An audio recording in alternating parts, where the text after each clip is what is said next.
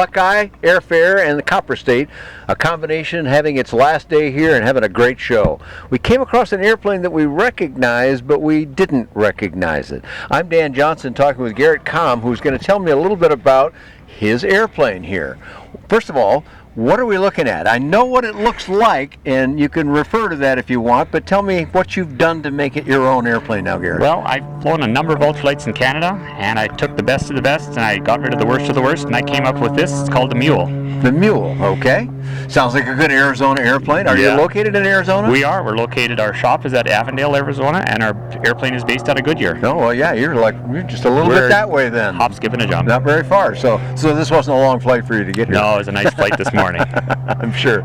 Okay, so this airplane, I'll just tell people, it looks a lot like a Canadian design that we know as the Merlin, but that's gone now. You can't get that anymore. But it had its day, and you started kind of with that and then did some things to it. What kind of changes did you make that you found desirable? Well, what we did first off is we widened the fuselage a little bit more. We've incorporated a little armrest and storage bay.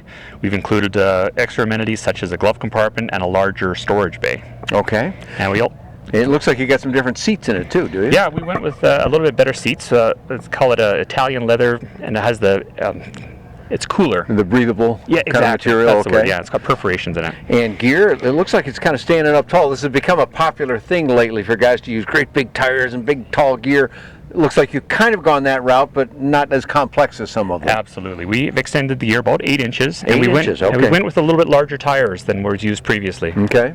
Because you're out here in Arizona and you like to land on ground like around here? Yeah, we land on gravel bars, gravel roads, sand spits, and pasture if we have to. Now, I'm looking inside the airplane here over your shoulder kind of, and it does look quite roomy in there. What is the cabin width? About 48 inches. 46 inches. Okay, so pretty wide aircraft.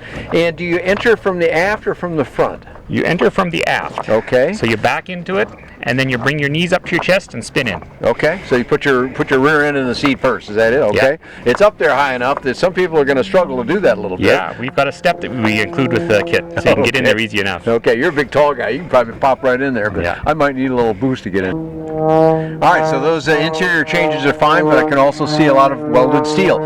Describe the construction of the airplane for me, Garrett. Well, in layman's term, it's rag and tube. We use 4130 chromoly tubing, 5/8 diameter, and for some of our main cross members for the landing gear, we use 1 inch 0.95 wall. Oh, okay. For the main substantial piece of metal. Very stout. And are you doing the welding yourself? We have people that come in to help us out with that. I'm not a certified welder, but we have people that do that for us. Okay.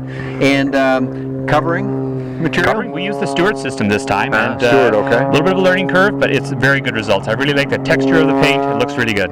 Yeah, it does. It's very handsome looking. We know that Stewart guys, they do a nice job. How about up front here? What aircraft engine are we using? We went with the Rotax 912 ULS, and it gives us 100 horsepower. A little bit of performance specs, 1,000 feet a minute solo. With a passenger, you're doing about 650. Okay, and a power fin prop? Power fin prop. We really like that prop. It's a nice match for this. And it's fixed pitch? It's ground adjustable. So if I want to go somewhere, I set it a little bit coarser. If I want to do some climb outs, I set it a little finer. Okay, very good. And as far as building the aircraft now, somebody says, okay, so you're selling it as a kit. Is that the idea, Greg? Yes. Okay. So tell me a little bit about what a builder would go through to build the kit then. You're new in the process. You said this is your prototype. Yes, sir. So you're just getting started. Do you have your manuals done yet and so forth? Yes, we got the manuals all ready to go. Okay. And that'll be something that's sent with the kits. So we start from the firewall back. We send you the welded fuselage, the landing gear, the tail feathers. The struts are cut long, so you can adjust that if you want more or less dihedral. And we give you the struts for the tail plane as well. Ah, okay. All right. So you're supplying a full parts kit. How about people that say, yeah, but I'm not that comfortable with the whole building process? Yeah. Do you have a way to assist them? Yeah, we do. We have a builder assist program. You can come to our shop, work a couple days this week, couple days next week, or commit to a full-time role of sorts. And then we help you along the way. It's really about making it convenient. The goal with this plane has always been, how can we get more people flying? So we make it easy to build, make it economical to purchase, and we make it easy to fly. What kind of build time would you tell someone? I know that can vary widely, but yeah, we're suspecting that around the 400-hour mark is what we're looking for. That's so pretty, if you can commit to about an hour a day and a little bit extra time on the weekends, you should have this thing done in around a year. Okay, all right. Well, that's a pretty modest amount of time and a modest schedule you've just described here. Okay, now I see on this side you don't have a door, but on the other side you do have a door. Yeah.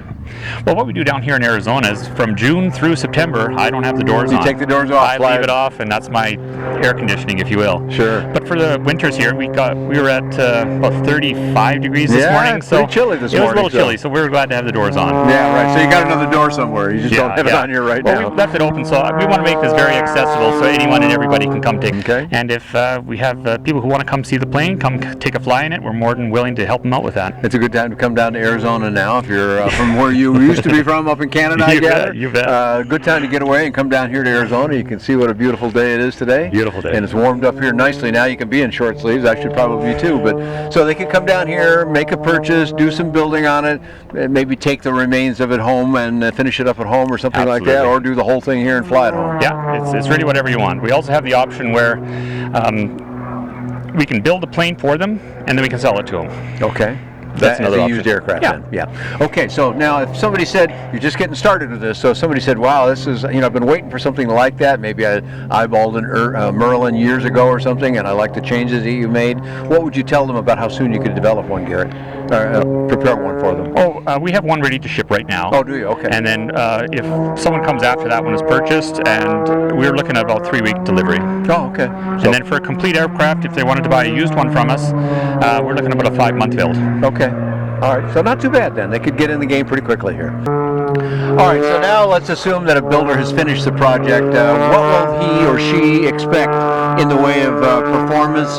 Give me some basic numbers. Give me some takeoff speeds, some takeoff distances, climb rates, things like that. Absolutely. Well, we can expect about 150-foot takeoff distance. Okay, very We quick. can expect a solo climb of about 1,000 feet a minute. Okay.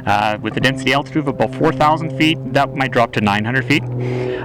2 people in place, you're going to be at 650, 700 feet a minute. On a cool day, warm day, you'll drop by about 150 feet on that. Cruise speed, you'll be around the 80 mile an hour mark. Okay. Takeoff speed, the screen that I have right now doesn't go below 27 knots, but I'm still flying when the screen goes blank. So is that right? I know we're around that 27 mile an hour, 27 knot very area. Slow so is the it's point, slow. I guess. We use that. Any airspeed indicator has errors down that slow, I know. And the wing that we use, the 4114 wing, it doesn't need flaps, it doesn't need anything, and it still flies that slow. But the penalty for flying slow and high lift is not a high cruise speed, so we're at the 80 mile an hour mark. So I would gather then that the stall speed also dips down into the bottom range of what that instrument can show you. Is that correct? Yeah. I've only been in ground effect in the stall, so it could be lower. I don't know. Okay, well, we'll find out more about that. I'm looking over your shoulder. I want to ask you about the wing because I've got another question I want to ask you about that, but I didn't ask you about fuel.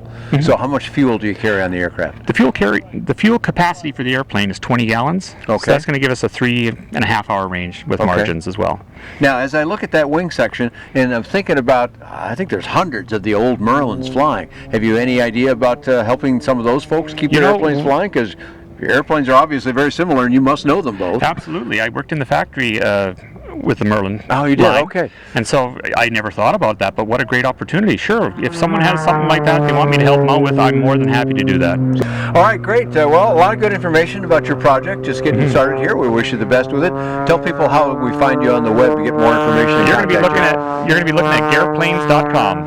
Okay. So airplanes with a G in front of it.com. All right, pretty simple. It's a nice little trick on the web there. You got that web address that works for you. Yeah. You can find more about this particular aircraft. You can find more about all kinds of light sport aircraft or sport pilot kits at BuyDanJohnson.com. Thanks for joining Garrett and myself here at Copperstate in the Buckeye Air Fair.